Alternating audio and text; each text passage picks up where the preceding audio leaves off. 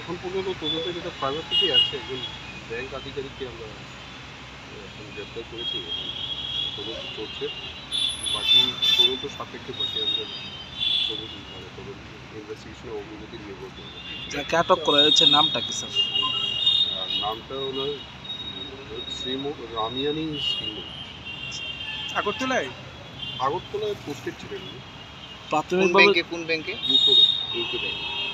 আর তার সঙ্গে কি আর কেউ আছে কোনো লিঙ্ক পাওয়া গেছে? এটা আমরা দেখছি, মানে এই মুহূর্তে আমার পক্ষে বলা সম্ভব নয়, তদন্ত চলছে। বাকি যে আপডেট বলে আমরা আপনাদেরকে।